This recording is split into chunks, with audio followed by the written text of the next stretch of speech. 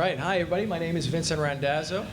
I am a chartered market technician since 2008, but I've been in the markets since 2002, and where I started at Morgan Stanley in equity research sales, and built a career basically marrying together the fundamental and technical viewpoints. So I have tremendous respect for fundamental analysis, and certainly have used it throughout my career. So kudos to everybody here for being CFAs. That's a tremendous accomplishment, and I don't take anything away from that. But I think what we wanted to do here was go through the question du jour, and that is, have we gone through a correction, or are we in the early stages of a new bear market? So I did bring a few slides for you guys, just to illustrate kind of where we're coming from our perspective, and see how that aligns with what you might be thinking on your own. So the first thing we look at, and something that differentiates us from other pure technical analysis, or what I would call traditional technical analysis services, is that for us, price is a secondary thought. In fact, we don't talk about moving averages, really. We don't talk about support and resistance. What we talk about and what we have our data on is supply and demand, and measuring accurately the forces of supply and demand, the balance of supply and demand, that trend, and what is exactly behind it, how much force is behind it, and by that we use breadth measurements. This chart that I've chosen is a year-long chart which shows Dow Jones Industrial Average along with three of our primary indicators that are proprietary. One is buying power, two is selling pressure in the red, and then the bottom chart is the short-term index. The short-term index is just really a shorter-term version of the buying power index. And in order to figure out where we are in this process, we have to go back to where we began. And therefore, we go back to September 20th. What were the conditions on September 20th? Well, one of the things that we had seen and we had made note of was the fact that demand was in a downtrend. And you can see that here. So for several months, our buying power index was basically telling us that there was a great deal of selectivity in the market. And in the second quarter presentation that we did, we said, stay away from small caps, stay away from mid caps. They're bound to underperform, and over the short to intermediate term here, we're starting to see some signs of selectivity in those categories. That, of course, has started to play out, and then by the third quarter had also played out fairly well. And in our third quarter presentation, we made note of the fact that it wasn't good enough anymore to be in the best sectors. You really needed to be in the best industry groups, and then take it a step further, within the best stocks within those industry groups. In other words, demand was getting even smaller and more selective, and that condition leaves you vulnerable to an increase in supply. So if the sellers decide that they want to sell for whatever reason, you can easily see a cascade effect because the buyers aren't there with strong hands to buy. And that's exactly what happens. But I think before that, we need to talk about what are the conditions that set up a major market top from a supply side. From a supply side, we have 93 years of history, okay? We have every major bear market going back to 1925. And one of the constants ahead of major market tops is a rising trend of this red line into the high. So in other words, there's already selling going on under the surface before it's reflected in the big major price indexes.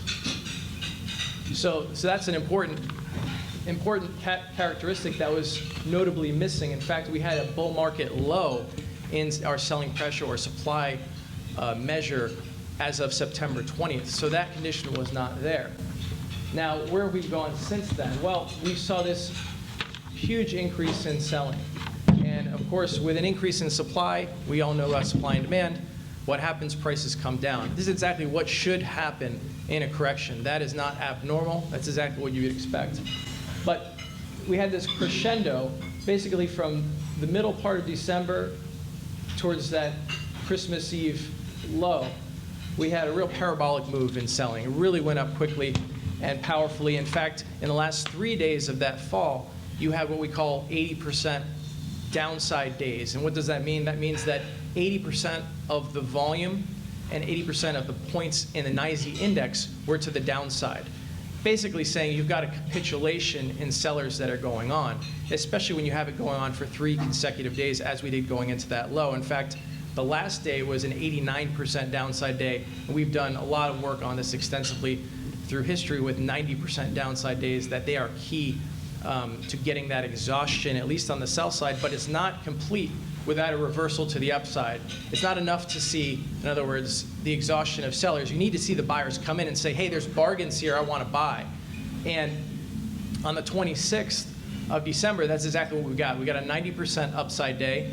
We had a 9-point rise in buying power and a 9-point fall in selling pressure, and a 6-point rise in the short-term index from an oversold level. The reason why I say all of that criteria is because of how rare these conditions are, A, and B, to show you that we are an objective observer of the market. We have a quantitative process that we follow.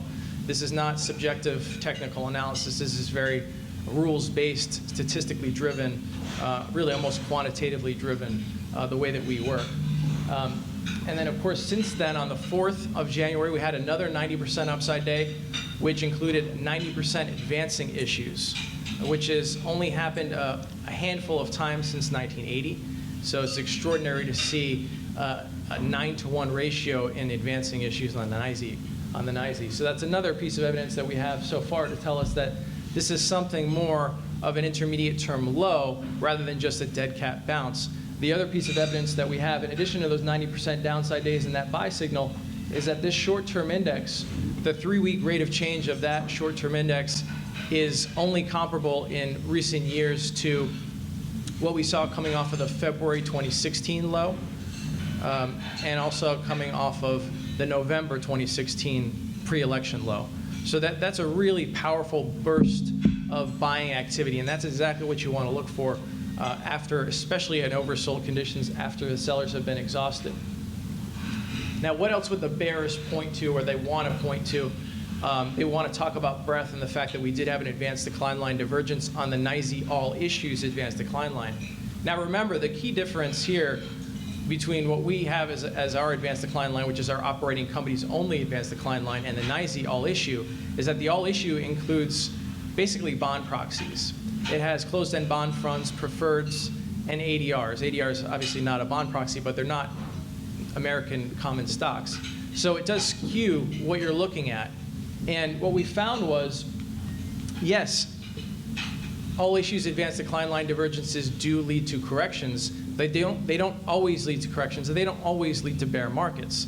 Since 2011, we've had 9 divergences in the all issue advanced decline line and only 1 divergence in the OCO, or operating companies only advanced decline line, and that happened ahead of the 2015 correction, which in hindsight some people would call sort of a small bear market. And then the reason why I set that one aside is because that it took about 14 months to retrieve new highs. So if you're talking about corrections in that context, in terms of time value of money, which is really what's most important to all of us, then that was what we would call a more serious correction, and it was, again, confirmed by that OCO advanced decline line divergence. This time around, we did not get confirmation or any divergences at all from our OCO advanced decline line. So that's an important ingredient that was missing for this top on September 20th. This is a table. I know it's hard to read, but you'll get the presentation. It's pulled from a white paper that we did last year, which talks about the major market tops, what would conventionally be considered the classic bear markets since 1929.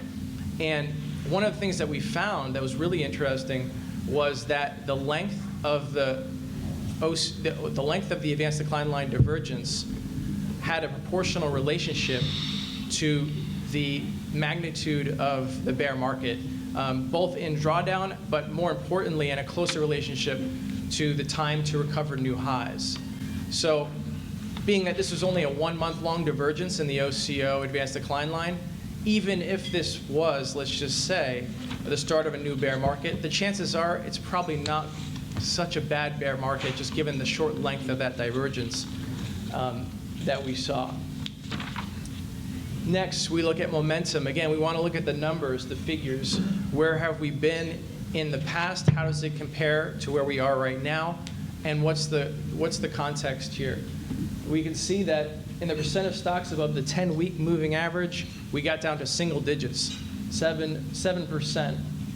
Sorry, I was trying to, 7%. And that matches right up with just about the worst of all the corrections we've seen.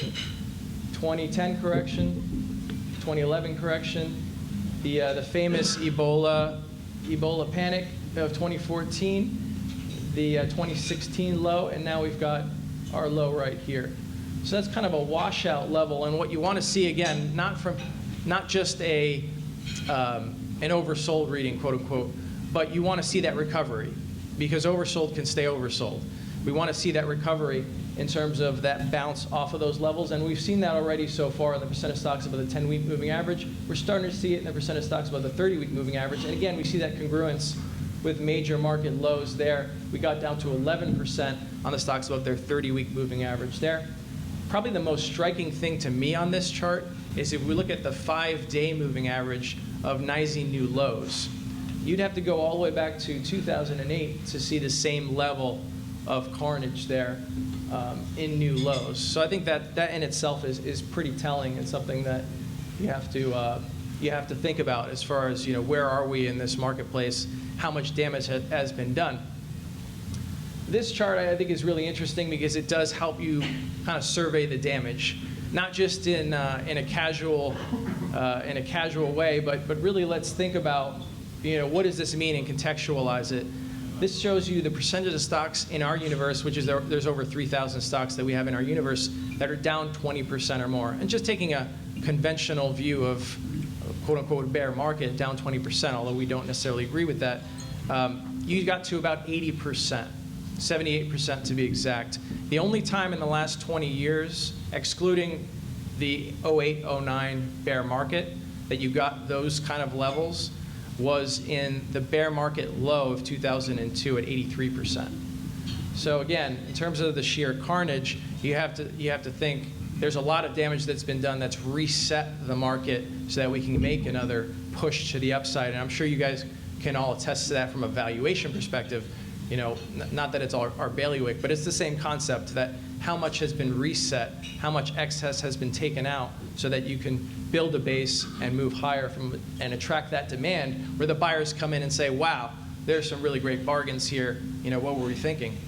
So I think the bottom line is, based on the analysis that we've done over the course of 90 years worth of bull and bear market cycles, we see the current market environment as a great long-term buying opportunity. Just again, given the magnitude of the damage we've seen, given the way the forces of supply and demand had acted going into this, again, not confirming as a major market top with the typical ingredients, the exhaustion of the sellers with the telltale signs, and then the comeback of demand. So I think it's a really interesting place that we find ourselves, and I think that it's something we'll look back on and say, wow, that was a great opportunity. This is one of the opportunities that, as long-term investors, we kind of dream of. So of course, time will tell, but from our perspective, this is some of the evidence that we see that's present right now. So with that, can I ask a question? Yeah. Because I've been following, because of Jerry Jordan, he's been following Lowry since 1902 or something. You know, we know, I think it was Mark Twain who said, history doesn't repeat itself, it rhymes. And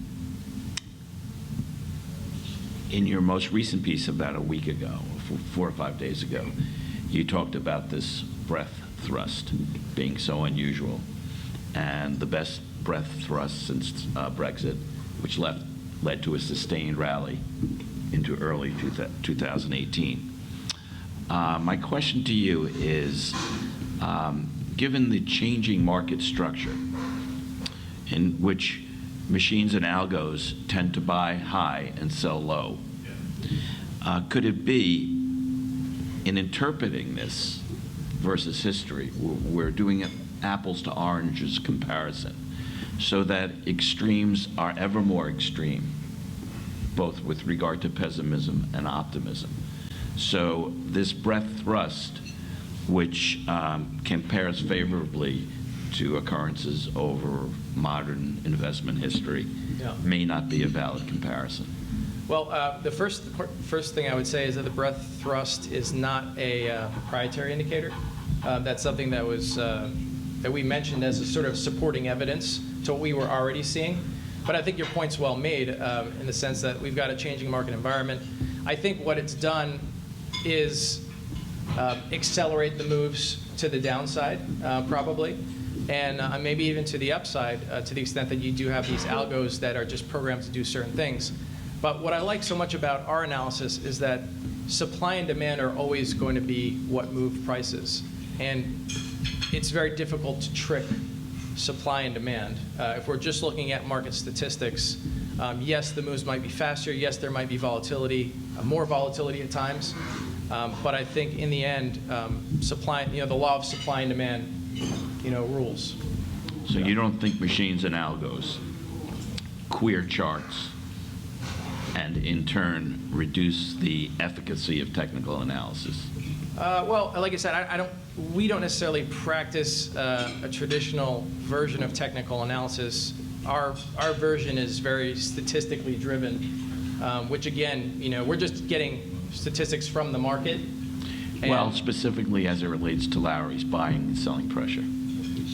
Right. Well, I mean, there's always a chance that things change, but until they've been proven not to work, then there's no reason to think that they haven't. We looked at bear markets for the last 93 years, and if these ingredients have all added up to major market tops, then those are the ingredients we look for.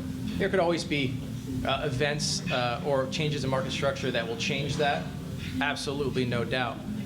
Because 93 years in the context of whatever time horizon human beings in the stock market can survive on is probably going to be small. So, we don't know, but it's worked so far. So, well, thanks everybody for your time and attention. I'll head back to the panel and we can all take questions later.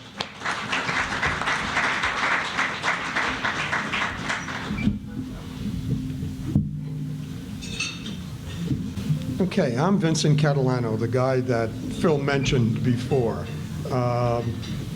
You've been doing this for 15 years, correct, Phil? We've been doing this, and I've been doing it for 14 of the 15, I think. Okay. 15 now. It's 15. Okay, well, welcome. Thank you. It's an honor to be moderating this event this evening. The format that we normally do, which is what we're going to roll into right now, is a Q&A segment. I ask questions of our panelists, then we go to questions from all of you, and then we end the evening with a closing comment from our panelists, a thought that they would like to leave you with. It could be an investable idea. It could be something that they thought about on the drive to this event this evening. Any number of things. That's completely in their area. So, in effect, what am I saying? I'm saying that we're in control of the first 98% of what we're about to do, and they're in control of the remaining 2%. And although I will say this, though, having done panels before with Doug, okay, you can count on Doug being also a co-moderator of this event because he'll roll right in with a bunch of questions as well. So what I'd like to do is to start off by asking each of our panelists, because Phil hasn't had an opportunity to introduce himself. So why don't we go from outside in? Vincent, you've given a presentation. Tell us a little bit about you, your firm, what you do. Sure. Well, so Vincent Randazzo, you just met me, but I'm glad to be here again and help share a little bit of a perspective from our view. Lowry, like I alluded to before, is really an evidence-based technical analysis firm, if you want to think about it that way. Really, we talk about the law of supply and demand, and that's what rules what we do. I came to Lowry about 3 years ago. And, I can tell you at points in my career I had been somewhat disillusioned with the view of technical analysis and also technical analysis itself being somewhat subjective and also, I guess, maybe smeared by weak practitioners. So it was always frustrating for me, for somebody who found it useful, especially when marrying it with the fundamentals, to see it, to see it put in such a back seat. So that's one of the reasons why I came to Lowry, is the objective viewpoint, the numbers-based approach, the rules-driven approach, that really makes it different and more of a statistical analysis than anything else. The secondary was, of course, the 75-degree Februaries, but I'm happy I came down here. I'm glad to be here. Okay, terrific. Thank you. Phil, please introduce yourself. Good evening, everyone. Phil Camparelli. I work at J.P. Morgan. Asset management. I've been there my whole career since 2000 when I graduated from Fordham University. I live in New Jersey. I've lived in every borough of New York City except for Manhattan, which is where I spend most of my time. Married with 3 kids back in Jersey, and the group that I work in at J.P. Morgan is the multi-asset group. So we don't always love equities. We don't always love fixed income. We tell the truth, right? So I spent 11 years in the bond market, and I inherently believed that the sun would come up every day, so I had to get the heck out of the fixed income market, which brought me to multi-asset. So our take on the world is you don't have to hold every asset class. It's more of a tactical approach to asset management that you marry with a longer-term strategic goal, right? But you don't always have to hold every asset class. So we're going to tell you what we believe in today, and if we don't like it, we're not going to hold it, and if we like it, we're going to make it a big deal in the portfolio. Our group runs about $290 billion in assets, and in 2011, our multi-asset team ran about $40 billion in assets. So we've had tremendous growth in multi-asset space because people in fixed income are pulling their hair out, and people in equities never trust the rally, right? So it's about marrying those two together for a balanced approach. I'm happy to be here. Okay, terrific. And Doug? I'm unhappy to be here. No. I have an investment firm called Seabreeze Partners. We run a hedge fund, managed accounts. I do a lot of writing, teaching. I'm currently teaching in the undergraduate class at Yale University in Bob Shiller's class. Bob won the Nobel Prize for Economics 2 or 3 years ago. Do a lot of television. I've been guest hosting Market Surveillance with John Ferro and Tom Keene on Bloomberg for the last 5 or 6 years. Prior to 3 years or so, I was a guest host of Squawk Box on CNBC for about 18 years until I came out and publicly told them they were a bunch of cheerleaders. Okay, good. And by the way, if you're on Twitter, okay, he's on Twitter. I'm one of his followers. He doesn't follow me, but that's okay. But I follow Doug, and I know it's good. It's really, really good. He brings up really, really good points. Well worth it. Please do. Okay, let's talk about stock market a little bit. You have is it 15 surprises? Okay, for this year, is it 10 or 15? What? I don't know. 15. 15. Okay, you want to give us like just a highlight of Highlight? of a few of them, if you wouldn't Sure. mind? Basically, what I did, I started about 18 years ago. We have a company called TheStreet.com, Jim Cramer and I, and we're the principal contributors. And I basically copied a friend, Byron Ween, who was at Blackstone, about 99 years old, and he's been doing a list like this. The other guy was born in 1902, and Byron We're all is old. 99 years old. So, you all know the term group think. Well, I call it group stink on Wall Street. And if you can develop outside of the envelope sort of, I call them possible improbables, where they're overlays, where if you're going to a race, for example, and you have inside information, the horse should be even money, and the horse goes off at 5-1 or 6-1. This is what I'm trying to find, and you can use a portion of your portfolio in these outlier events, and the returns can be great and deliver extraordinary alpha. I've been doing it for a long time. My guesses usually average around 55%. Some of them are crazy, but I'll just say the first sentence of each surprise. The first surprise is that the U.S. enters a recession in the third quarter of this year, followed by a lengthy period of stagflation.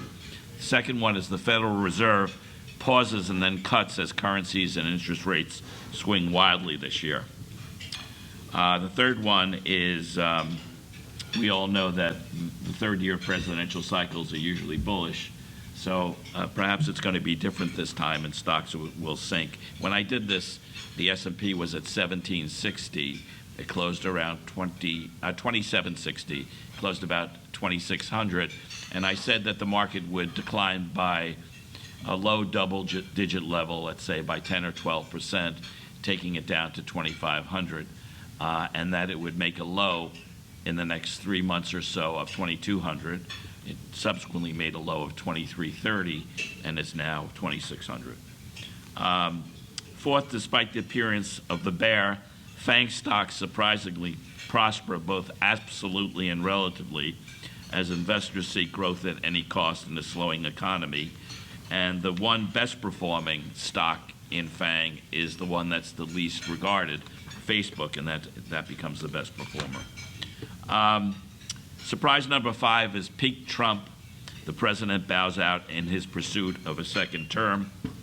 I can go on that one. Number 6, it's going to be the year of the women with regard to politics, and I predict in this piece on thestreet.com that there is a female presidential nominee for the Democratic Party and also a female vice president nominee. Surprise number 7 is a new but old shining object appears as a stock market winner in 2019, that is gold. I might add, in my predictions last year, when Bitcoin was 18,500 at the end of 2017, I predicted that it would decline to 2,500, and it made a low at 3,300. Number 8, surprise, private equity, high-yield debt, and leverage loan problems, which have doubled in size over the last 10 years, emerge as the resurgence of leverage finance comes to an end. That obviously started, and we saw that in the dislocations in the month of December 2018, but since then they have turned back. Number 9, surprise, the Chinese-U.S. rift intensifies as Trump's anger shifts towards that region. I don't believe that we're going to get anything close to a compromise on the trade war, and that in some measure is going to lead us into a recession. Number 10, this is an interesting one because if you follow bank stocks, you know what I mean. Bank stocks are surprisingly the number 1 performing S&P sector in 2019, and Goldman Sachs is the number 1 large cap performer in the S&P in 2019. Goldman Sachs had an outsized earnings beat today, was up 19 points. Number 11, this one I'm going to read. Surprise number 11, Tesla's problems shift from production to demand to financial. Tesla loses its tax subsidy in the U.S., which it has, and the Netherlands, a large market for them. European competition grows. Europe doesn't allow the Tesla Model 3 due to safety reasons. The Chinese won't let an American company have video data over millions and millions of miles of roads and bans Tesla. Lenders balk and access to the public debt market evaporates. The company's financial position erodes and its credit default swaps widen dramatically. And an accounting issue emerges and it morphs into an accounting fraud. Elon Musk, who has leveraged his Tesla equity holdings, faces margin calls and is forced to sell his Tesla shares. After being rushed to the hospital after an overdose, Musk leaves his CE post to enter drug rehab. Surprise number 12, Berkshire Hathaway announces the largest takeover in history, a transformational acquisition of M for $160 billion. Number 13, Amazon makes a bid for Square, but Alphabet Google eventually acquires both Square and Twitter. Second to last surprise is number 14. With its share price consistently trading under its book value during the first few months of 2019, Goldman Sachs partners take the brokerage private in a leveraged buyout at $258. And finally, 15, Brexit happens. The world continues, and the pound is the best global currency. Okay, that's fantastic. Well, let's do this. I'd like to, if Phil can just hang in there for just a moment, okay? Okay, Vincent, gold and financials, okay? Any views that Lowry has? Those are two that he had on his list there. Any thoughts with that?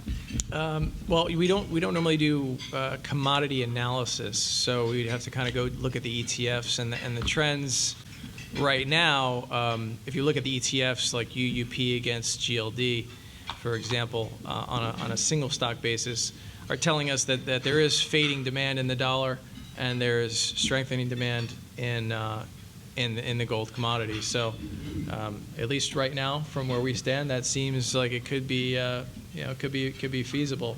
Okay, Sure. and any thoughts on financials? Financials is not one of the sectors as of yet, and this is still early in this recovery rally. We're less than a month in, obviously. So far, we've seen the best performance and signs of demand, renewed demand, coming back into technology, areas of consumer cyclicals, and also areas of industrials. And financials have been more steady than you would think, but haven't really shown that real intense move back. Maybe with the earnings today and some of the follow-on demand that we get there, that might change. But as of yet, they hadn't been leading out of the gate. Okay. And now, Phil, part of what Doug is talking about here sort of suggests that if financials do well, part of the equation is going to be that interest rates, and I think in some of his surprises, of Doug's surprises, sort of fall in this category. What's J.P. Morgan's view about interest rates for 2019? Because Doug has got, in his surprises, a couple of items here that would have a dramatic impact. Your thoughts?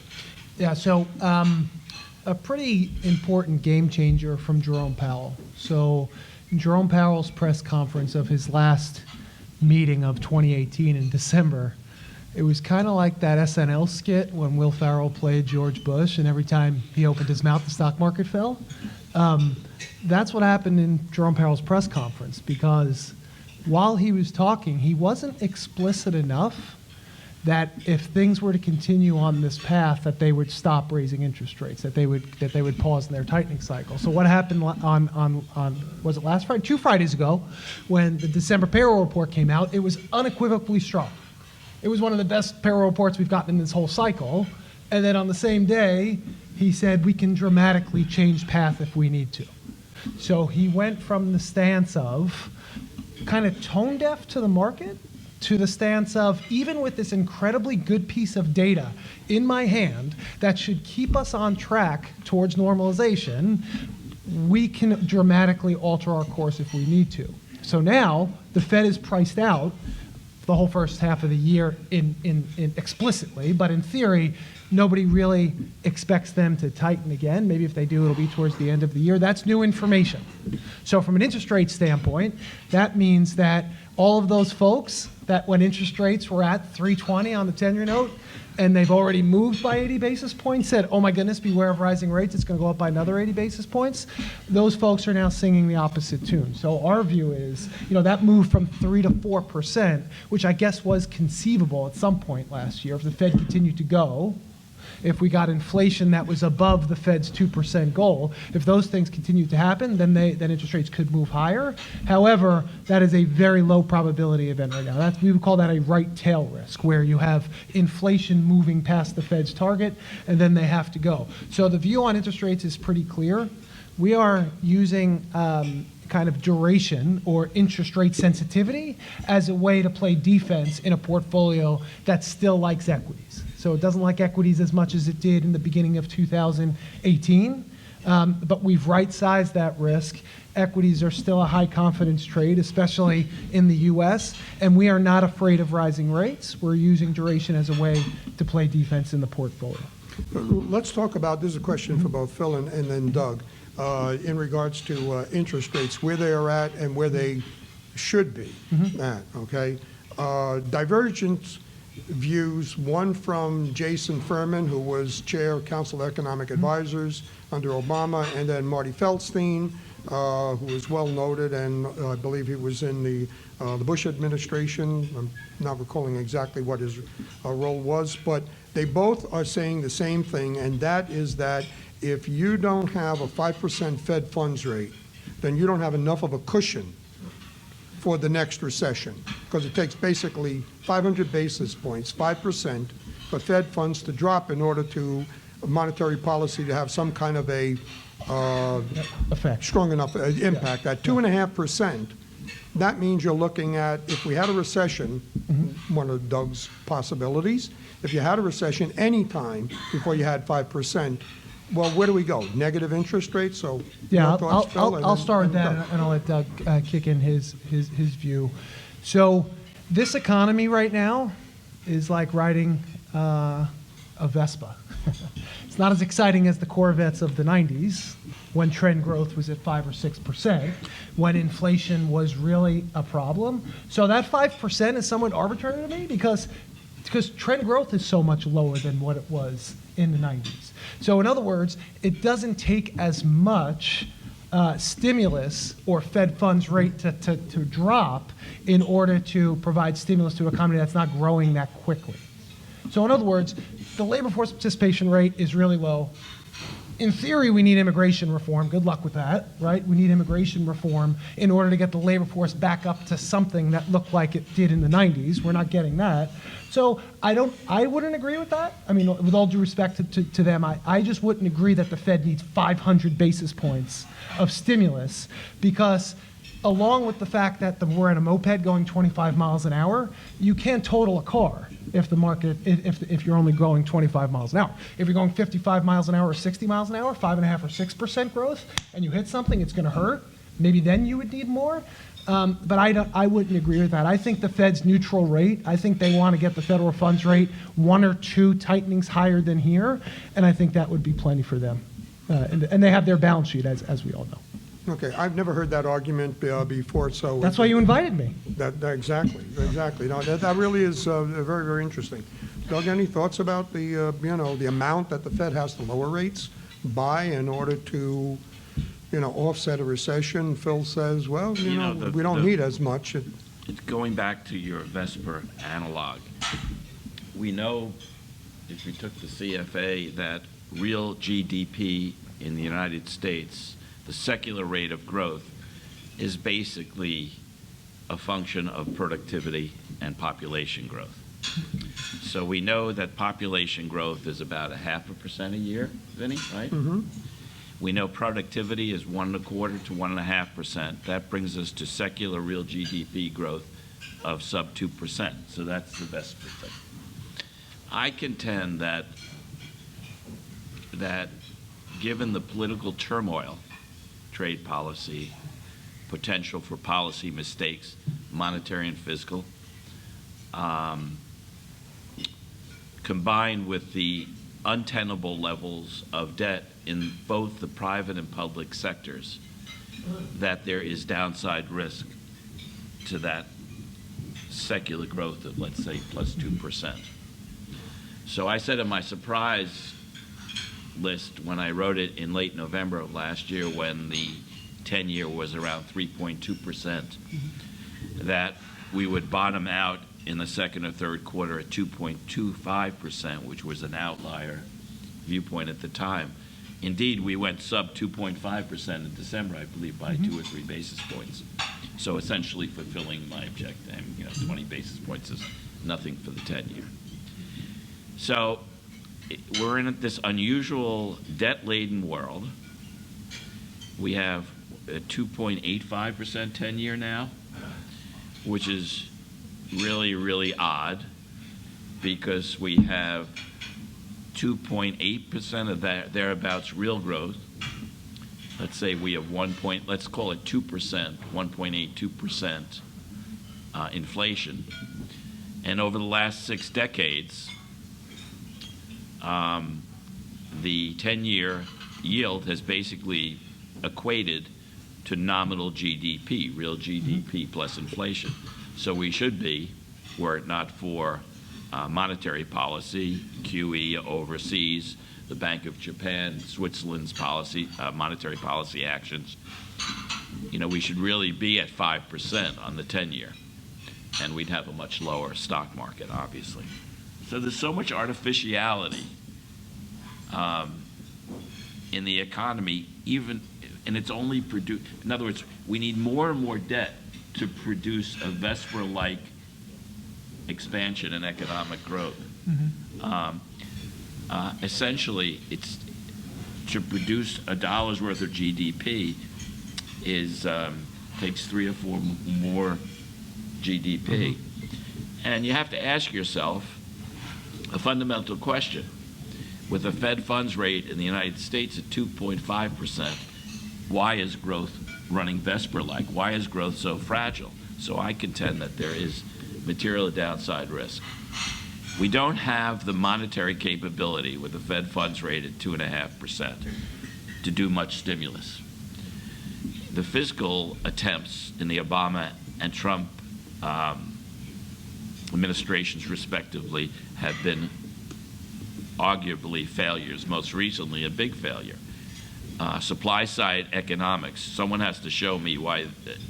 I have in my country club, I do forums once a month, and I have a debate this Sunday between Ken Langone and Jeff Green, who just lost the Democrat gubernatorial election to Andrew Gillum.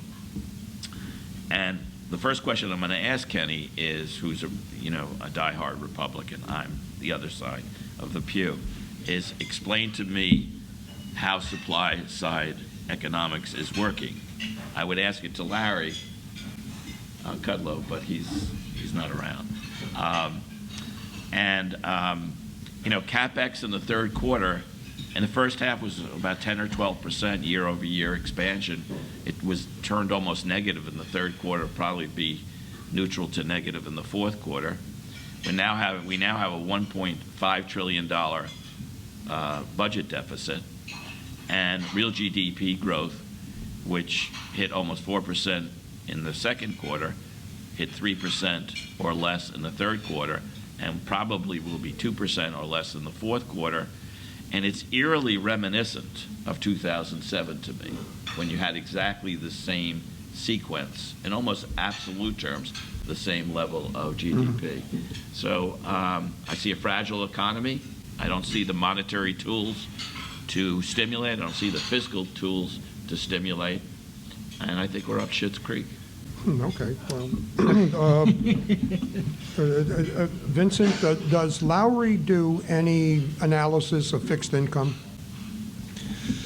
No, because we don't have the statistics that would For interest rates, it doesn't match up to what the work that you do? Right. Yeah, we would just defer to traditional technical analysis at that point. We don't have. And are there any proxies that you could look at or think about in terms of in the equity markets that would be something of a substitute? Well, if we look at, for utilities? example, like TLT, as a representative, an ETF That's right. representative Right. of the long bond, you could see this big, potential for a big topping pattern where in 2016, June 2016, when everybody had negative interest rates, that was kind of the peak of that instrument. And from then, it's been a series of lower highs and not quite lower lows.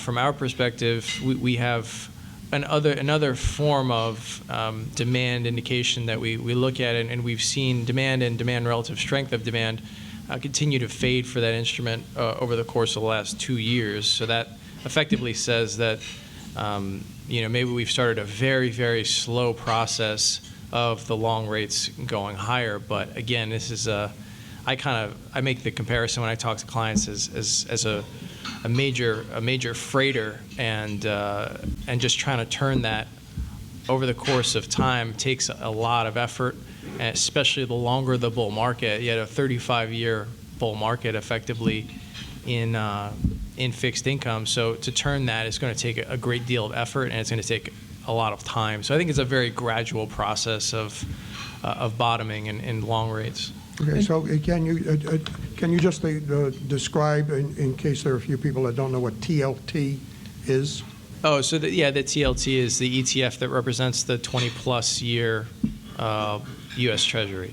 Okay, thank you. Phil? Sorry, I in an interest of just some balance to the prior remark, and good panels are when people have opposite opinions, right?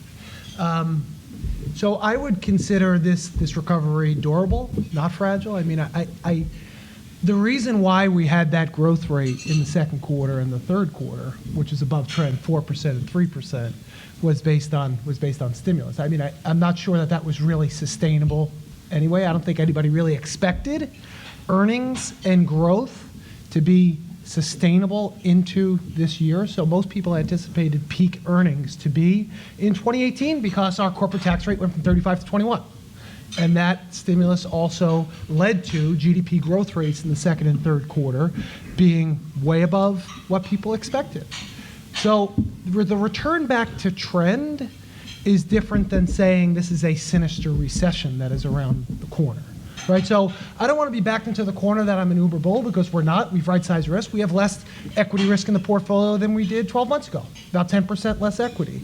But it's more of a right sizing of risk than panic. And I think this is all type of late cycle stuff. I mean, if we get through July of this year without falling into a recession, this is going to be the longest expansion in history, post-war history. I mean, that's pretty durable to me, and we've had a lot thrown at this. So I would say that this 2%-ish growth is not a tragedy. It's not what it was in the second and third quarter, but we are not forecasting recession in 2019. But late cycle means that equities are more volatile, so it probably means a 10% position in equities last year when volatility was lower has to be lower now, and cash becomes part of the portfolio now. I mean, cash was like the worst four-letter word besides fees you can put in a client's portfolio for most of this cycle because it had a zero interest rate, right? So if you can get cash at 2.5%, that's above inflation, that probably means it belongs in a portfolio. These are all kind of late cycle dynamics, and the high frequency data that we're looking at, specifically the job market data and the consumer data, is more like trend growth, like I said, rather than something sinister. Sure. Did you know, Yes, Doug. unrelated, that John Bogle died tonight? Who did? John Bogle of Vanguard Fund. Oh, the ETF, yeah. No, I did not know. Okay. No. Well, Yeah, Buffett said that. Buffett actually told me when I spoke at his annual meeting that he felt John did more for the individual investor than anyone in modern investment history by reducing fees. And if you calculate the amount of fees in the hundreds of billions of dollars it saved, you can understand why Buffett said that. let me ask you a question as a And by the way, that was his thesis, interestingly. Warren told me that was his thesis at Princeton. The whole concept of an S&P fund, a passive fund. He was so far ahead of his time, unbelievable. Iconic figure. Back to the point that you were bringing up before, Phil.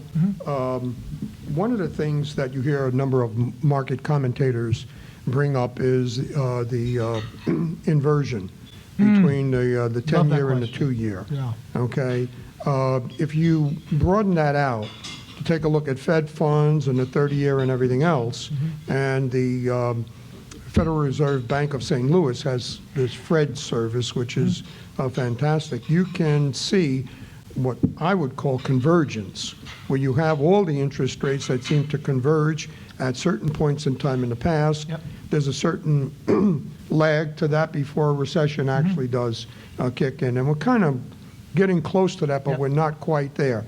Any thoughts on where we're at with interest rates, the 10-year, the 2-year, and any factors that everyone should be thinking about in that regard? Yeah, so with the huge caveat of every time somebody with a microphone in front of their mouth says this time is different, I'm still going to say this time is different on 2s, 10s, because there's one simple thing that I have not, and maybe someone on the panel can bring up, but I have not seen. The Fed took their balance sheet from about $1 trillion to $4.5 trillion through QE, and they want to get it back to about $3 trillion. The size of their balance sheet did something to the back end of the curve. Something. I don't know what it is. I know it's greater than 1 basis point, though. right? So why am I bringing that up? Because 2s, 10s is really flat. The difference between the 10-year Treasury and the 2-year Treasury is very, very flat. 2s, 10s always flattens in a tightening cycle because the 2-year part of the curve, it's very easy. If the federal funds rate is going up, the 2-year part of the curve goes up. The back end is driven by 2 very important factors: inflation and demand, specifically foreign demand. So I think 2s, 10s is this flat this time, A, because inflation is contained. Nobody's really screaming about rising inflation or the Fed being behind the curve on inflation. And the second thing is German Bund being at 25 basis points and the Japanese government bond, as Dennis brought up, being close to 0. That has something to do with the back end. That's different this time. We have a gigantic spread between where our treasuries are trading and where foreign government bonds are trading. But most importantly, I think quantitative easing did something dramatic to the back end of the curve. And it's, you know, as easing goes, it's down in an elevator and up in an escalator, right? I mean, they take things down very, very quickly and bring things back to normal very slowly. And in fact, they're not going back to normal. They're not putting the balance sheet back at $1 trillion. They want to stop at about $3 trillion. So I think that has a profound effect on the back end of the curve. And I've said this to a lot of people. You'll look at the chart, and when 2s, 10s invert, the gray shaded bar is not far behind it. That's always recession. Every chart. It's recession. But this time around, there are other things to factor, most notably low inflation, low government bond rates around the world, and some impact that the Fed had through quantitative easing. The question, why $3 trillion? Why not $2 trillion? Why not keep it at 4? Any reason why you identified that as the number? Well, that's what they've told us through their open mouth operation. So they've told us they want to get the balance sheet to around $3 trillion. Okay, and they've done that in what manner again? So they're doing that through quantitative tightening, or QT, which Right. is 50 billion. Yeah, 50 billion per month, which is something that a lot of market participants are saying they should even stop doing that, because some people think that one of the mandates for the Federal Reserve is to keep equity investors happy, and it's not. They're not traders. I think enough has been done by Jerome Powell a couple of weeks ago saying we're going to take a pause on our tightening cycle, because they were perceived as being on So it's the autopilot. activity in the marketplace that where you come up with the number of. Oh, Yeah, it's them taking their balance implied. sheet down by selling bonds that they've held through QE back to Goldman and Morgan Stanley and I JP see. Morgan. Yeah. Okay, good. Vincent, a question, you mentioned earlier about divergences, okay? Does your firm do a lot of work on market-to-market divergences? You're talking intermarket? Well, it could, it could Asset be class. inter or intra, whatever.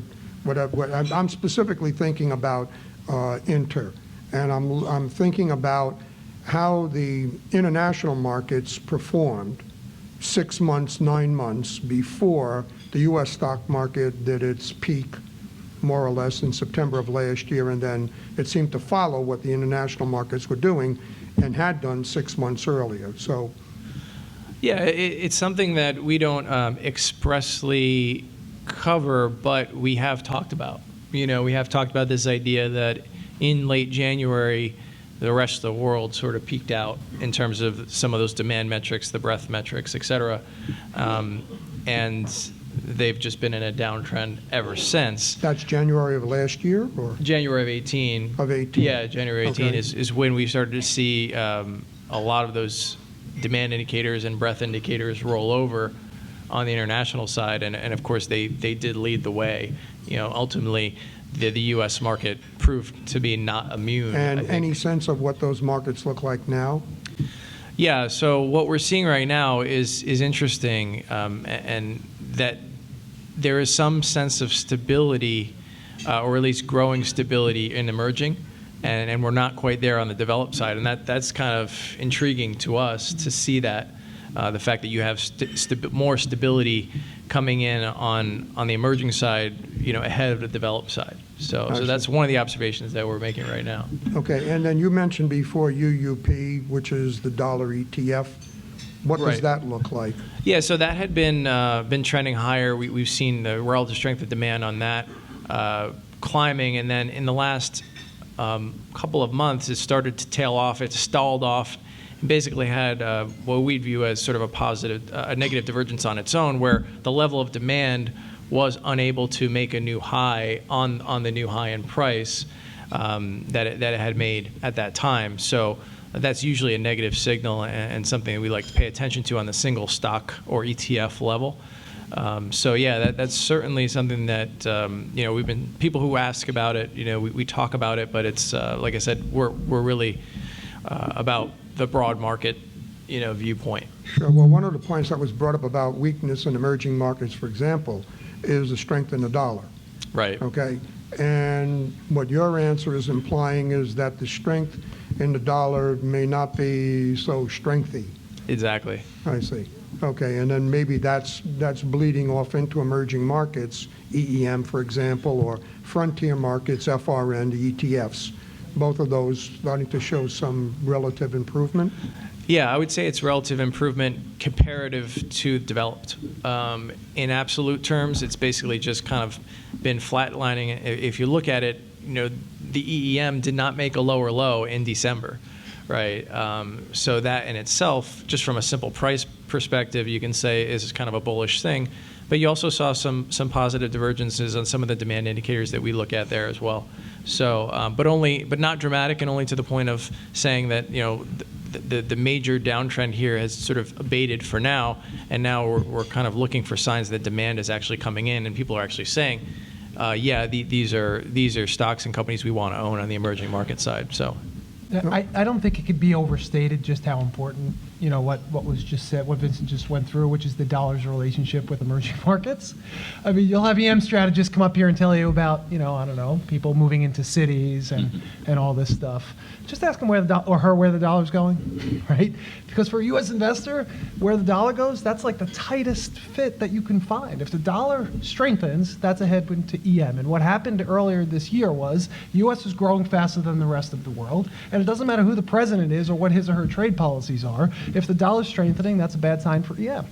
So if you can get the dollar to behave in 2019, that's going to be a pretty nice tailwind for emerging markets this year. And part of that has to do with, again, going back to Jay Powell and the pause in the tightening cycle. Okay.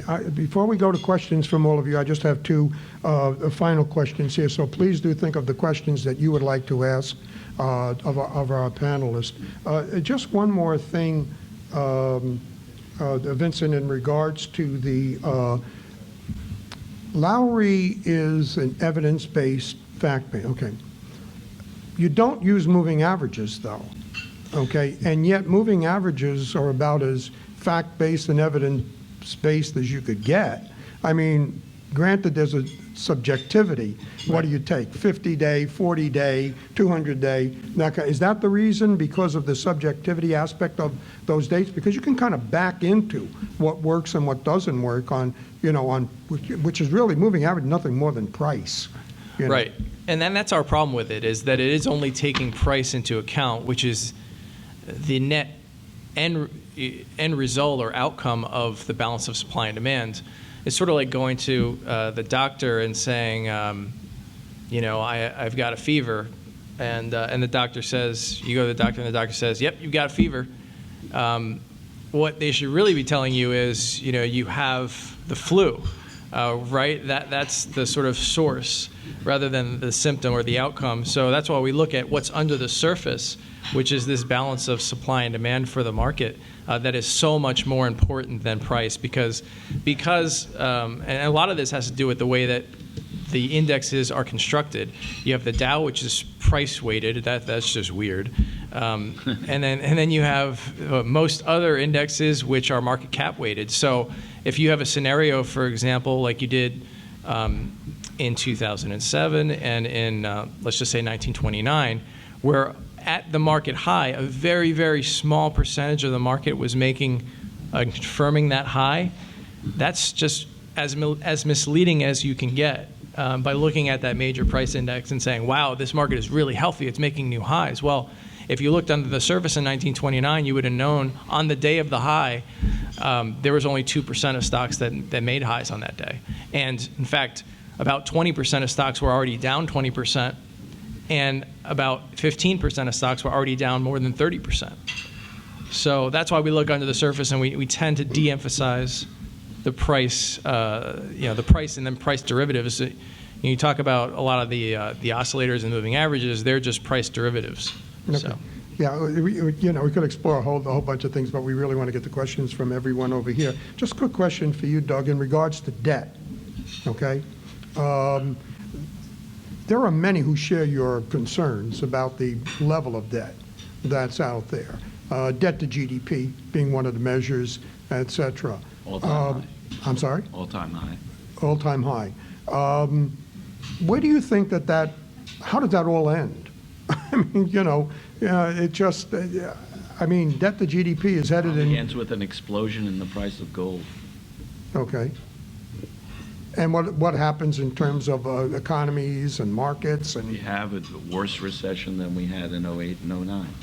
okay, Where it's not a concern. It's like, it's like the guy that makes $100,000 a year and takes out $1 million mortgage, and he does an ARM at 0.5%, 7-year ARM. He doesn't care that it's $1 million, and he shouldn't really be doing it.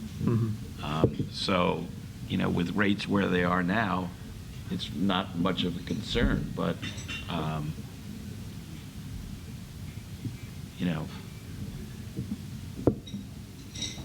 debt service, debt interest on our debt, our debt, interest on annual interest on our debt, basically serves as a governor against growth, and the Vesper will run out of gas at some point, and with the 10-year at 2.85% and the debt at 22 trillion, we're not concerned because it's producing annual debt expense of $480 billion a year. But if you get a spike in rates, which will ultimately have a normalization of rates for whatever reason, inflation probably, the problem is profound. sure. Understood. And I did say that was the last question. Just a real quick question for you, Phil. High yield.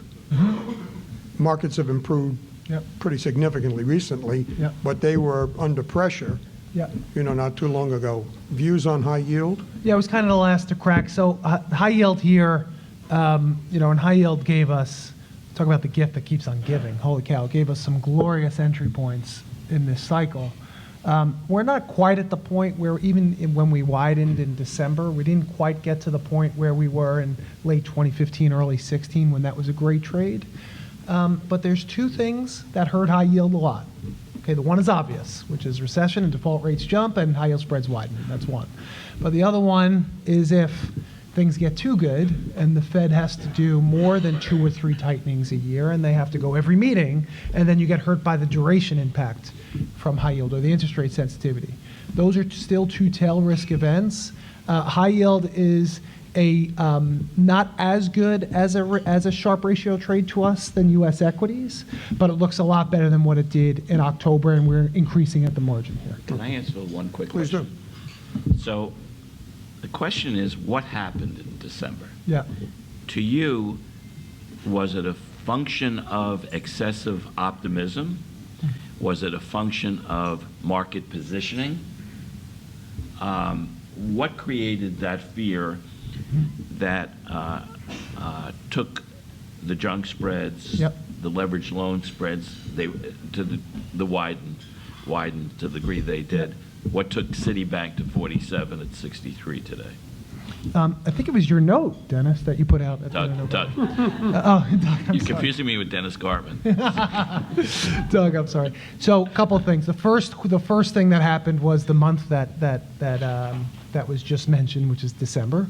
December is not a time of the year where people swoop in and are looking to take risk and catch the falling knife. So from a liquidity standpoint, I think it's a lot easier in January than to do it in December. But I think the bigger thing was the Fed appeared to be tone deaf at that press conference, and I think the fact that they did not acquiesce in some way and be more explicit about their optionality to either keep going or stop moving, I think that took it another leg lower. And I think that some of the charts that Vincent showed were pretty alarming as well. It's just had the selling pressure that occurred. But I think it was time of year and Fed related, because it wasn't trade.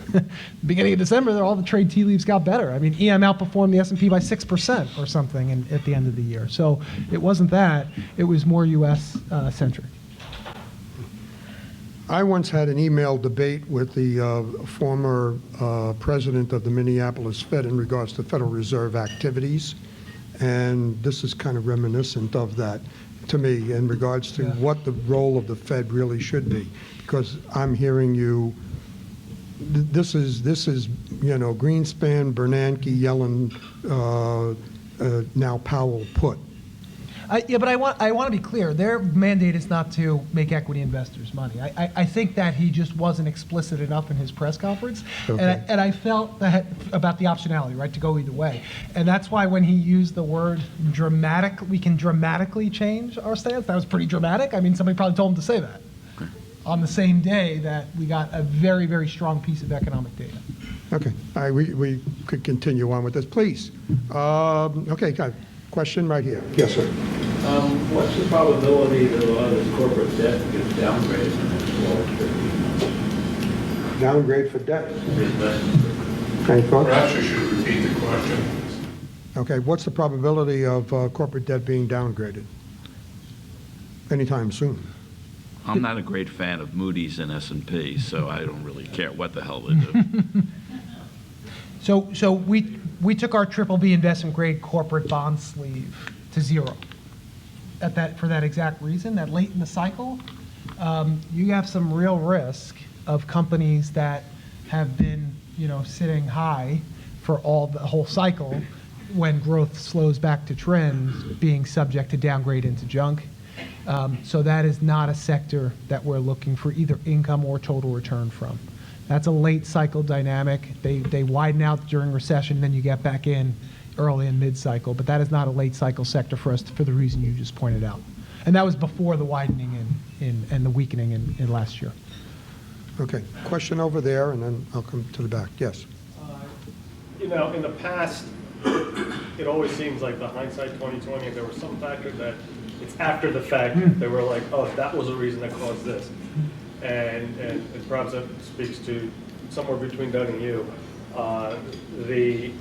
Is there something that you think that is possible that we might be missing out on, or because even the term late cycle has been going on since 2016, so or it could be going on another, who knows? And I also think there's a general tendency that people don't want to deliver bad news. So, do you think there's something that we could possibly miss? I guess I'll start. I think the biggest risk this year, and there's two risks in the market: risk of holding Apple when they have a negative earnings call, it plummets, or the risk of owning something or not owning enough of something in your portfolio that's taking off. So I think one of the biggest things after December, really the worst December since 1931, really.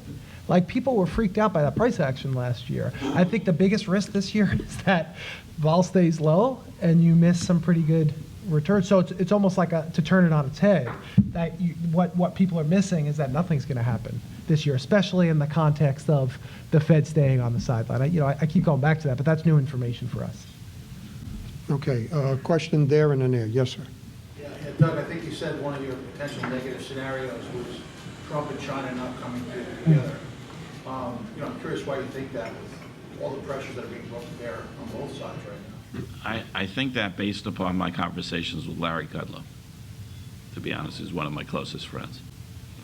I think that China thinks in terms of decades and centuries, and the president thinks in time frames of tweets. And I'm not saying that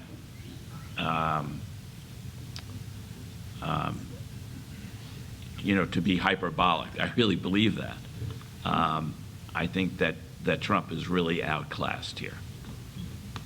And the notion, like my partner Jim Cramer, I believe erroneously thinks China's decelerating growth and high debt loads will create a more favorable negotiating backdrop. I disagree completely with that. I don't think they care what happens in the next few quarters or years. Don't you think the pressure, not just from the U.S., but from the rest of the world on China will help bring them around? Well, what sort of pressure, Mike? Well, You mean tariffs? no, the Europeans now talking about restricting technology transfers and so forth, saying that's what they're really concerned about. Yeah, well, that's the core problem. That's the core problem, and China doesn't want to deviate from that. I mean, you saw, I was a little surprised the market didn't take a big hit off the export and import numbers being so weak a couple days ago. These were dramatic numbers. I mean, you talk about December being the worst December since the Great Recession for the S&P. These were really lousy numbers. And I don't think they're going to go off center based, again, you know better than me based on, your family, but I just think they're not thinking short term. It's sort of interesting. China's just been doing what Japan and Taiwan and South Korea have done. And now those countries, plus Europe, plus the U.S., putting pressure on saying enough is enough. And, I understand China's 1,000 years in the Right. mentality Right. and so forth, but they kind of disguise and just pretend they're coming around. Oh, there'll probably be some kind of BS superficial deal. But I suspect the markets will look right through it. Yeah, I mean, we would actually agree. we would actually agree with that.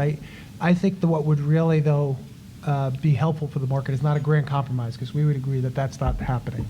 Was just kind of a moratorium on the tariffs. So clarity that there are no more tariffs, I think, could be something coming out of the March 1st. Yeah, I was listening to Jamie Dimon today. Who's that? Your boss. My boss. And he basically said the most pernicious problem we have globally is this rift between China and the U.S. and the lack of cooperation. I always say that I wake up and I ask myself a bunch of questions. The first question being, are we as citizens and investors as safe as the markets presume? The second question I ask is, with G8 cooperation at an all-time low, if there is an economic problem, what's going to happen in terms of policy? Whether you're a Republican or a Democrat, this rejection by the administration of the post-World War II economic order, whether it's NATO, whether it's cooperating with China, trying to do trade deals, whether it's this wanton tariff, random wanton tariff moves, is really dangerous because, as Thomas Friedman said, the world is flat, interconnected, and networked like never before. Just look at the percentage of S&P profits that are derived from non-U.S. Regions. It's dramatically changed. Okay. And just remember that China, even though it's only about 12 or 13% of world GDP, it's more than 35% of the incremental change yearly in world GDP.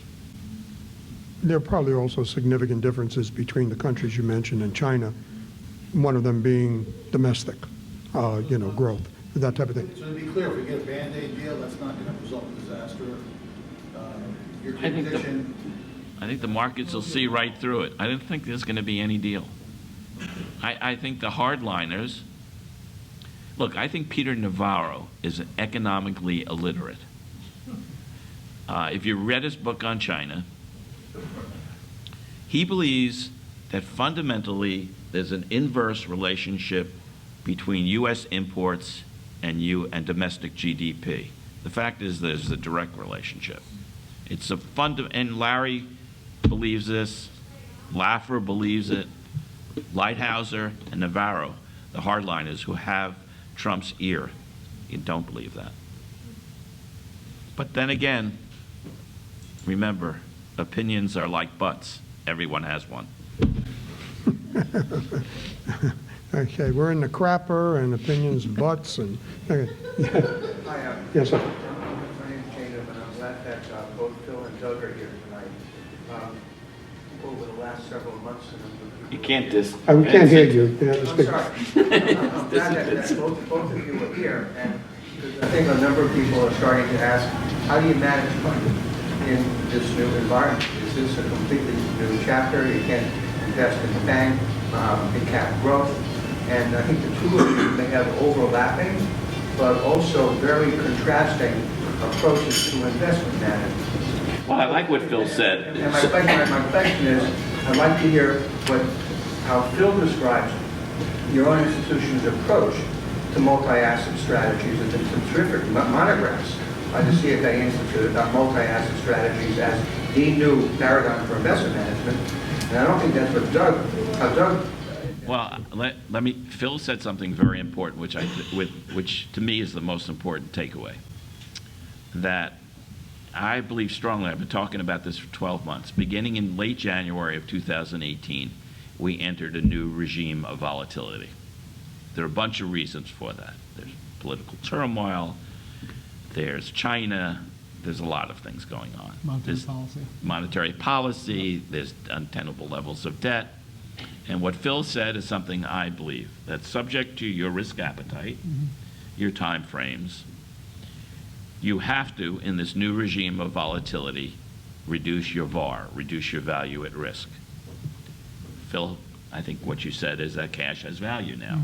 Look, for the first time in many decades, you can get a return on a 3-month Treasury note at 2.35%, which exceeds the current dividend yield on the S&P of about 1.9%. I mean, that's a profound change.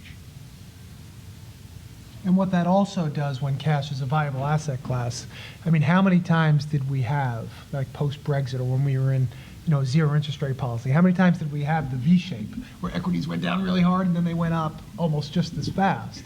When you have cash as a viable asset class, when equities go down, there's not these buyers that are just coming in because cash is so expensive and it's so expensive to be out of the market. So that prevents kind of the real whip up in the asset class. The one other thing that I want to mention is just the way that we invest in multi-asset space. And I mentioned it a little bit, like if you don't like an asset class, you don't always have to hold it. Like commodities came up. We haven't held commodities in 5 years, 6 years, because we consider commodities an inflation hedge. Where the heck is inflation, right? I mean, why are you going to hold commodities? It doesn't pay an income, and it's pretty volatile. So we turn that around on its head. Instead of saying start a 60-40 balance fund with 60 and 40, instead of doing that with a tracking error budget or plus or minus 1 or 2% around that, we start with nothing every day. And we build up to the risk budget. So when I was describing if vol goes up in the equity market, it means hold less equities. That's why. Because we're managing to a risk budget, not to a tracking error budget. I'm with CFA, so I can talk about it. You better be right, because my firm, Seabreeze, all my money is at JP Morgan Asset Management. Okay. I'm hearing a bit of a different. I'm hearing a bit of a different question, but I want to leave that. Plus, also a comment that Doug asked Vincent earlier in regards to basically it's like a market structure sort of thing. But let's leave that if we have time at the end. It can come back to it. Yes, sir. Quick question for Vincent. Actually, I was thinking about using a service before, so just out of curiosity, when you mentioned the first point, like the selling pressure back in September 20, it was all-time high in 93 years, right? So my question is, when did you guys work it out that statistics, and what did you do afterwards with that? So our company was founded in 1938, but we have data that goes back to 1925. So what we bring in is up volume, down volume, advancing issues, declining issues, and a few other different statistics, and that's how we calculate our numbers. It's all based on market data. So we're just listening to the market. We're not telling the market what to do. We're just listening to what the market is telling us via the pressures between the balance of supply and demand. And selling pressure was at a bull market low, not an all-time low, on that date of September 20th. So, I think the most important takeaway is how do these forces behave around market tops and how do they behave around market bottoms? And we see that selling pressure is really the more important of the two indicators at tops and at bottoms, because at tops, what you'll see is, again, into that top, you'll see a rising trend in selling pressure already. So in other words, there's already selling taking place, whether it's being reflected in the price indexes or not. Again, that's just the level of detail you can see beneath price. And then at major market bottoms, so bear market lows, what you'll see is positive divergences. In other words, selling pressure will spike on the final low, but it'll make a lower high than whatever the prior leg down was. So it's really interesting what you see over the years, and you recognize these behaviors over so many market cycles, and I think that's one of our value adds, is just having the database that is so robust. Question here, yes. What drove the 10-year from 324 down to 260-ish? That would almost give you a hint that things aren't so good. Just wondering why that happened. I think what drove it was the eroding high-frequency economic stats, both in the U.S. and abroad, in Eurozone and China, coupled with a decelerating rate of inflation. So the break-evens went down dramatically, and the yield went down. Phil? The other thing is, I think also, third thing was, to a lesser degree, a flight to quality when equities got hit. You agree with that, Phil? Sure. Yeah. No, it was the growth. It was growth going back to trend globally a lot quicker than what people thought, and everyone realizing that maybe the Fed wouldn't have to go in 2019. I mean, I couldn't believe it. The Fed moved rates in the middle of December, and a week later there was more of a chance of them easing in the next year than tightening. I mean, it was just crazy. Mm-hmm.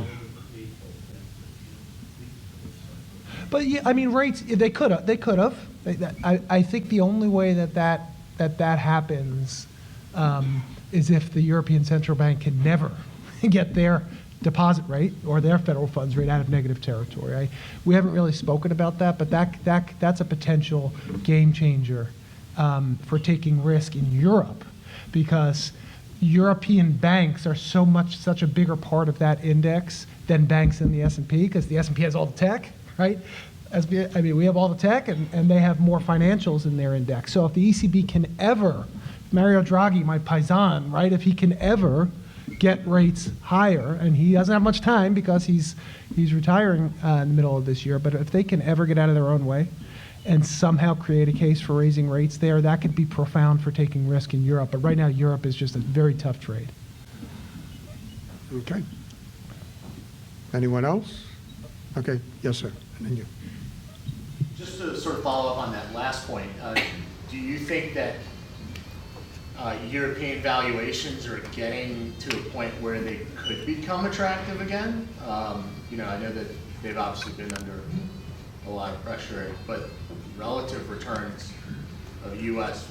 to Europe has been sort of decidedly U.S., right?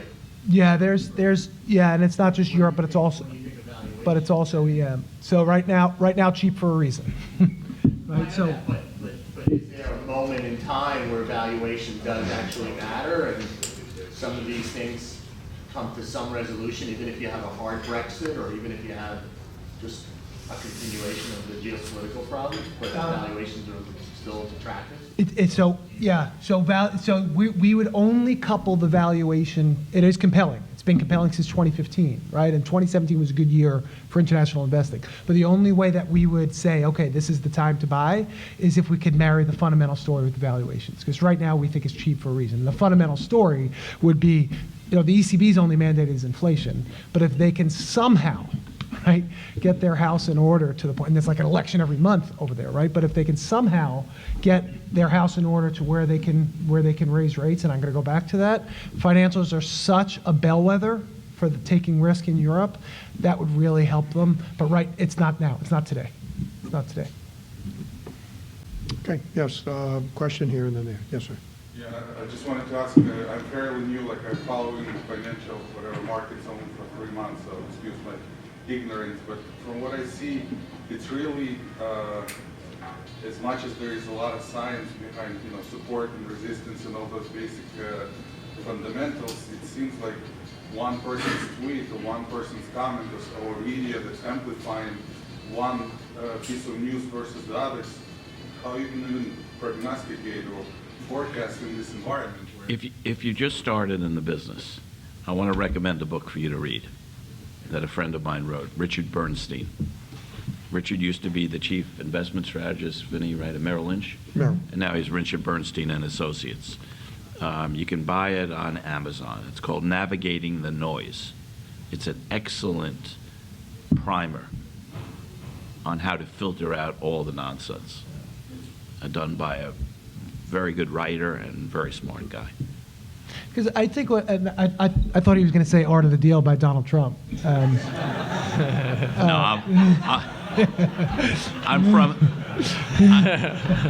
from a slightly different pew. No. But I think Richard Bernstein's a great investor. I've been on some panels with him. He's a great investor, really talented guy. I think that those headlines drive daily price action. But the fundamental stuff that we're talking about, right, the trends, the time in the market, not timing the market, like stuff like that, that's what wins the day. I mean, you can get a headline that makes the market go up or down 1,000 points, but over time, it's what we're talking about tends to matter. It's just something to consider, okay? Doug's in the media. I appear every now and then. I'm not sure in You're in regards all the time. What are you well, talking every about? now and then. So, but on Monday, the market went up. And the reason it went up was because answer, okay? On Tuesday, the market went down. The reason it went down is because same answer, okay? Thing to kind of keep in mind is that financial media is a good part entertainment. If you really were to learn something, you wouldn't learn it that way. You'd go to school, you read a book, you do a whole range of different things, okay, in order to in order to really know something. And that's kind of something that's a little bit, lost. I know that whenever I do stuff, I did Reuters TV the other day, I know what I need to do. And it's a good part of entertainment. And I have friends of mine that call me about it, and I say, hey, look, I'm a talking head too, and I know what they want. And I'm sure Doug would echo that. I mean, But they are people, in the talking heads in the media are merchants of attention. That's a good point, yeah. Put it this way. If you were to learn everything you needed to know about investing, Turn off you your wouldn't TV. come back. You wouldn't be watching television. You wouldn't be watching financial media all the time. Now, every now and then, you'll get a guy like Doug, or you get a guy like Rich Bernstein, or you'll get several other people who will give you nuggets of things that are really useful, okay? But they're little like bits and pieces of things. It's like, what is it, the 12 individuals the 12 blind men trying to describe an elephant. For the guy that just started out 3 months ago, when I appeared at the annual meeting at Berkshire Hathaway with Buffett and Munger, a 9-year-old kid from China asked a question. Said, I'm a beginning investor. What's your one word of, one lesson? What should I do? He says, read as much as possible. You know that Buffett reads 8 hours a day? And no TV. And he's 88 years old.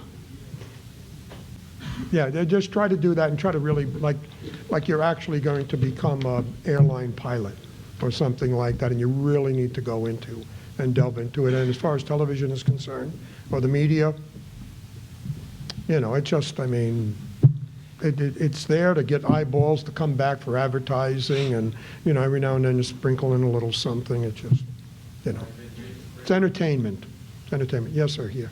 So having just gone through the 2.5-year CFA process, I appreciate what you're all doing in terms of looking at the top-down approach, trying to predict economic variables GNP growth, trying to predict monetary policy, fiscal policy on yield curve movements, and allocating assets in a way that minimizes your risk. And all of that makes sense, and it's very interesting. It's also interesting to look at historical data and try to make meaning of it. But the last question really, I think, gets at the crux of the matter is the predictability. Everybody has a crystal ball. And Warren Buffett and other of the great investors would say, I'm not smart enough to predict. There's too many variables. I can't do it. So the way I invest is I find companies that are relatively cheap, that have a sustainable moat, and buy. And if the company goes down in 3 months or 6 months, I'm fortunate. I don't have other investors that I'm accountable to, and I can ride it out. And that's my best way of dealing with risk. It's really the prediction of the moat, really. They are predicting, so it's everybody's predicting. They're using predictive models. So my question maybe is, do you guys think that you have predictive models, especially maybe a question for our first presenter? It all makes meaning, it's so forth and so on, but can you actually predict? And if you can predict, what's the confidence in your prediction and the longevity of that prediction? That's the problem I have with technical analysis, is the predictability. It all makes sense now that we've looked at the data, but are you going to be able to predict which sectors to invest in, and are you going to outperform the market and get alpha from that? Yeah, I mean, I think it's a really good point, and it's something that we really are not in the business of, predictions. We resign ourselves to the fact that the market is always going to win, just like my wife in an argument. So what we do is we, like a good husband, listen really well. So we have these tools that allow us to listen to the market really well and understand what it's telling us, what kind of environment that we're in. The gentleman asked a question earlier about, why, these news events and how they're always shaking the market. Well, you had a lot of the same negative style news events in 2017, but what was different? There was just a better appetite for buying. There was just more demand out there for stocks than there was supply. So that, to us, is always the answer. It's not, it's not trying to figure out why. We always really know why. It's supply and demand. If you try to figure out why too much, the market changes the locks, right? So we don't presume it to be better than the market. We don't presume to tell the market what it should be doing at any given time. We just listen really well. One thing I would, good, please.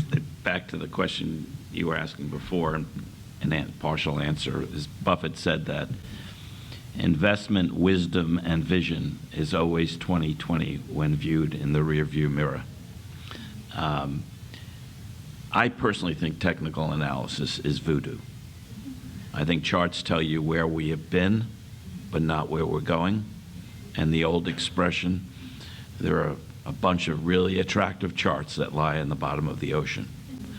But I have learned that you can make money by taking shots on a technical basis. And I have learned that technical analysis and a lot of the stuff that Lowry's and ARMS do, at least to me, provides me with a better discipline of entry points and exit points.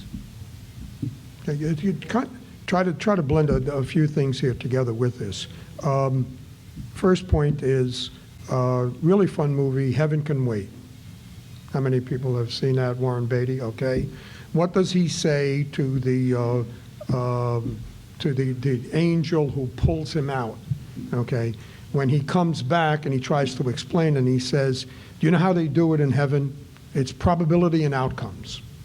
Okay, and that's kind of, along the lines of what I think Lowry does, is that it gives you the probabilities of it. So if you're going to get into, the market timing game to a degree, then, probability and outcomes is going to be a part of it. Another dynamic to it is that you have concentrated investors, and then you have diversified investors, CFA stuff, right? Okay. Concentrated investors are Warren Buffett types. He's not doing asset allocation. He's not doing sector tilting. He's not doing any of those things, okay? But there's a place for both of them if you know how to do them and if you do them well and effectively, okay? So that's another element that I think that you can bring into it. And then just quickly, the last point, and to what Doug is bringing up. Technical analysis, and this kind of ties back into what Vincent said earlier, there's so much subjectivity, and I think this is a good part why Lowry doesn't look at, chart patterns and head and shoulders and flying wedges and flags and pennants and everything else and all of that other interesting stuff that is so incredibly subjective, okay, with that. But if you can find the things that give you a higher probability, then, and that's what they do, and there are others that are out there, then you can, hey, look, it's not going to be 100% right, but if you get a 70% probability, you got a shot, as long as you have an exit strategy to get out when it goes wrong the 30% of the time. And that's where, too many don't really fully go. So concentrated portfolio, diversified, sector tilting, technical analysis, you can mesh them all together. They can work, and it would blend right together. I'm CFA, and yeah, there's a place and a role for it too. Okay, we have time for just a couple of quick questions. Yes, sir, in the back. Great, thanks. I want to come back to the Treasury Curve for a second, and maybe you can bring all three of your disciplines together. If we set aside inflation expectations for a moment and the risk of recession, and we just think about supply of bonds, between the Treasury and the Fed, the total debt, government debt, is going to go up by about $1.5 trillion. If you think about having a recession in 2020 or 21, pick your time frame, you could have a succession of years whereby the total supply of U.S. debt would go from 20 trillion to, let's just call it 30 trillion. Is there any work, or have you seen anyone talk about sort of the supply side whereby you just can't issue debt to the world sort of infinitesimally? Is there a fulcrum whereby the long end will just have to rise, and sort of the way credit markets work is no one pays attention until they do, and what if you think 10 years should be 5%, what does that imply where the 30-year, given our credit quality, is, or potentially could be in the next 27 months? I'll start. So we got down August 5th of 2011, I think it was. We got downgraded from AAA, right, by S&P. We didn't get downgraded for our ability to pay back our debt. We got downgraded because of a dysfunctional government, right, where we closed the government, and like there was a chance that we could have defaulted on our debt because the government wasn't open.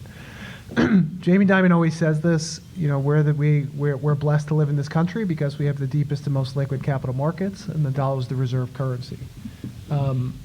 The only thing that gets Congress people to make tough choices on our debt would be congressional term limits. Good luck with that, right? So I don't know what the fulcrum would be, and this comes up a lot. Without an alternative to treasuries or the dollar, it's just not as much as a problem as what you read on the internet, right? I think it's, and that's kind of a tough thing to say because our debt is what it is, and as Doug mentioned, the highest ever debt to GDP ratio. But I just think that without an alternative or without congressional term limits, that problem's not going away. It's just not going away. Well, I have seen some data suggesting that the recent Treasury auctions participation is down. Now, some of that may be due to the China sort of situation, but sort of the reality is 30% of our buyers, 35% of our buyers are foreign, right? So at some juncture, it's not a matter of will they buy it, right? It's a matter of what do they want to be compensated to buy it. And at the moment, sure, we are by far the best street on the worst block, right? And we don't have that problem, right? But at some juncture, right, it's not, in other words, we can't be 23 trillion GDP and have 100 trillion in debt. We can all agree to that, right? So somewhere between 20 and 100, and I'm not suggesting we're getting there. I'm just sort of, we've talked about it, trying to understand the shape of the Treasury curve is a little perplexing based upon all the things we've sort of talked about. Right, I mean, if we were an emerging market, our rates would not be at 2.8. Totally agree. It's just, it's hard to quantify because people have been saying that over the last 10 trillion and rates really haven't gone anywhere. So it's hard to quantify that question. Now in the future, if we continue on this path, yes. And you know, David Kelly talks a lot about that, our market strategist. It's just not today's problem. You can't look at that just as a U.S. thing, because you've got Japan, who's running debt to GDP, the European Union, the quantitative easing. How do you put it all together on a relative basis? And everybody's in the same boat. You just pump it up the debt, pump it up the Treasury's debt, the federal debt. Okay. Yeah, there was a song, classical music called The Unanswered Question. And that kind of, I mean, you know, it's beyond the scope of what we're talking about here. It's incredibly complex. And I think maybe in the back of everyone's mind, I know it's in the back of Doug's mind, it's just like, you know, you get this gnawing feeling that something doesn't feel exactly right, and we just keep on chugging along.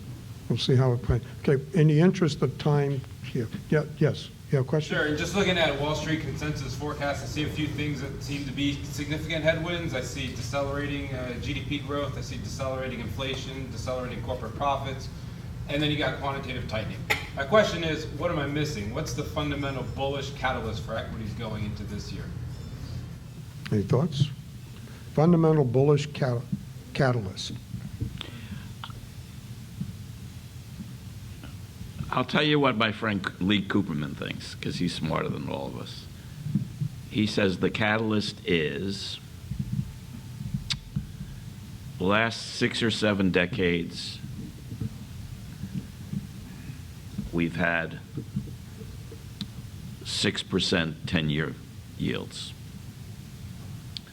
We'd averaged 2.5%, 2.75% real GDP. And multiples have been about 17 times. Currently, inflation is much lower than it's been. Rates are much lower than they've been, clearly by a factor of 60% on average over the last 6 or 7 decades. So multiples could be substantially higher, especially if we get into a kind of speculative fervor. Multiples, basically stated simply, multiples are cheap relative to bond yields. But he also says, don't buy bonds because it's picking up nickels in front of the steamroller. Well, looking at it from a CFA perspective, okay, number one, the market's dominated by professional investors. It's not the average investor, it's a professional investor. What's the motivation of the professional investor? They're schooled in the methodologies that are taught to them by the CFA program. What's the core of equity analysis in the CFA program? The discounted cash flow model. Risk-free rate of return. Yeah. So what's important. The input? What's the input into it? It's earnings and interest rates with a risk factor. Okay? So what would be the catalyst? Continued earnings. Not necessarily, you know, driving on up. Rates flat. Yeah, but they're not going negative. What Vinny's saying is that if you have, even if you have a sustained period of subpar growth that's still growing, and rates are contained, multiples can expand, especially in those growthy areas. Yeah, but even if the rates don't, even if they don't expand, okay, positive earnings is helpful. It's supportive. Lower interest rates is helpful and supportive. Okay. But what about valuation? I mean, you talk about things that are, from a technical analysis point of view, subjective. Wow. Valuation you don't get any more subjective than valuation. So maybe what you do is you say, to hell with it. Let's go with the Warren Buffett approach. Let's buy businesses, and let's get out of this, you know, trying to figure out what is or isn't, you know, attractive in this flow. It's like the John Maynard Keynes quote about the stock market. It's a beauty contest. But it's not a beauty contest on who you think is going to win. It's the beauty contest based upon what you think everybody else thinks is going to win. And that's kind of the game. And So that if you're gonna- valuation, that delta in valuation, as Vinny says, can be very important. Look at 2017. You had a 3.5 multiple on a base of 15.5 or so, which is a 20%, 25% improvement in PE ratios. 2018, you had the exact opposite. That's a determining factor of overall performance, away from, earnings per share growth. Okay. We got to be real quick. Just quick one here, and then. The question on Bullish signal would be the new tax policy for U.S. businesses. The shareholders get to keep more of the earnings, and there's an incentive for companies to do business and produce product here than there was prior to that tax cut. So that would be a bullish signal for the U.S. economy anyway. Yeah, Yeah, but the only issue with that, though, is that, it's Doug knows it. The financial media looks for cause and effect, okay? And sometimes there isn't a cause for the effect and the outcome that took place. It's just because there were more buyers, more sellers. We have all these stupid shows on television, particularly CNBC, like the Fast Monkey Show. And every day they start out, Michelle Scott, Judge Wapner starts out, Melissa Lee starts out and says, why did the market go down today? Why did it go down? Why did it go up today? It's such nonsense. It is nonsense. It's nonsense. I just think, to your question, I think you're painting a little bit more kind of morbid of a picture, again, from a sense of balance. If you just take a step back and you assume that GDP is going to stay positive, and you assume that inflation is going to remain contained. I mean, you said inflation is dropping. I mean, I think it's behaving more than dropping. But yeah, but it's not deflation or disinflation fears that the Fed is worried about. This isn't. I don't think they're worried about that. I actually think they're happy because it gives them some clearance. But more importantly, the hurdle for earnings, especially in Q1, has just gotten so low because of the valuation, the multiple contraction from the end of last year. It doesn't take much to grind out, 5 to 10% the S&P this year. And a very good example of that was if you look at, let's say, Citibank's earnings this week. So Citibank went from 72 to 47 in December, at the December low, Christmas low. They had a slight beat on the bottom line, but they had a $600 million disappointment on the top line, and the stock made a furious move from 55 to 63 in 2 days, in 3 days. So it's all about expectations, but rate of change is, over a longer period of time, is typically one of the more important determinants that I look for in terms of looking at stocks. And by the way, that's one of the things that Rich Bernstein brings up about the rate of change, too. Okay, we're going to run out of time here, but this is great. All right, just if we could, just do a real quick closing comment. Okay, a thought that each of you would like to leave with our audience here. We'll go from outside in. Vincent, a quick closing comment. Sure. Well, again, thanks for your time and attention, guys. It was really a pleasure being here, and I hope you took our viewpoint away. And again, it's not to say this is what you should think. It's just put it alongside of what you already know and think, and then see how it lines up, and maybe it'll help you increase your conviction in what you already do, or help with the timing of the decisions that you already are making. But like I said earlier, and the case we were trying to make was that we do believe that we're coming out of a major intermediate term low here, and we have seen a correction, and we're not at the start of a major big bad bear. So take advantage of it where you can with high quality stocks. Okay, very good. Phil? Yep, so it was great to spend time with you guys tonight. On your seats, I forgot to mention, we have our asset allocation views. It comes out 4 times per year. So if you want to hear what we think, that's the story and the fun that anybody can have a view and a colored pencil, right? But if we have a fund that kind of backs that up, that's top decile since inception. So we've been consistently right. But I would say the biggest thing for 2019 goes back to what I was saying earlier about the Fed.